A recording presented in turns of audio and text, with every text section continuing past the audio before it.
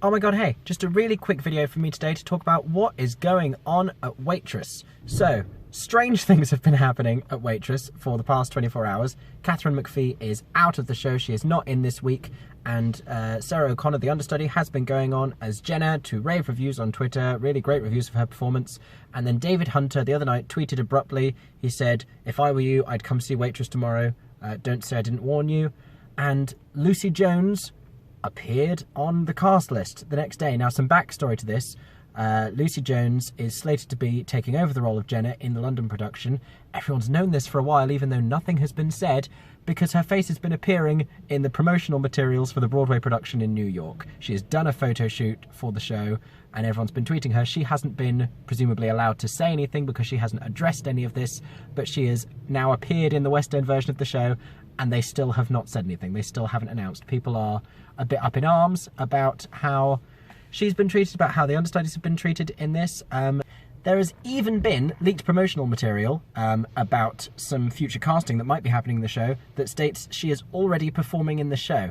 Now, I have a theory as to why this might be. My theory is that Lucie Jones was actually meant to originally open the West End cast, but it was decided, because advance ticket sales weren't looking promising for the later months of the show, that Katharine McPhee, who is something of a name, having been on American Idol, having been on Smash, was going to be brought over to open the show, which explains why she is just on a 6-month contract or a 5-month contract, however short her stay in the show is. She's not going to be in it for very long at all, and I think that's some stunt casting. We already know with these producers, with the way they've been casting the show. On Broadway, there's been a lot of interesting casting, some of it really great and some of it a bit interesting that's been happening on Broadway. But the really weird thing is this radio silence, the fact that the show's social media and everyone involved, they're not allowed to address the fact that Lucie Jones is now appearing in the show for a week. Even though there are understudies, they're sending on the person who is slated to be the next replacement is doing shows, and she's clearly rehearsed. She's clearly been rehearsing for the show, which I find very strange, which is why I think she was actually cast from a much earlier stage than we realise.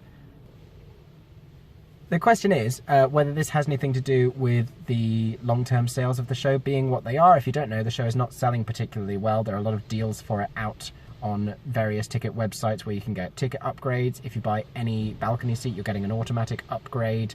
There's offers for no booking fee. There's offers for free slices of pie.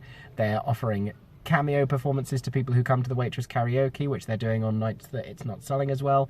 They're offering chances to meet the cast before the show. They're doing a lot to try and push ticket sales for this because it's not selling well.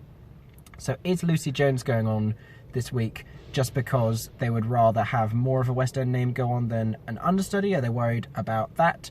Or is it something else? Are they potentially seeing how people respond to her in the show? If that is the case, if they are putting her on to try and gain some publicity, to try and gain some hype from her being in it, why the hell would they not announce formally that that's happening?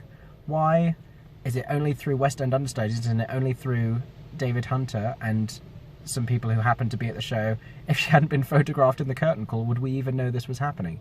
It's so bizarre the way that they're handling this situation, and my little conspiracy theorist mind thinks there's something much more interesting going on.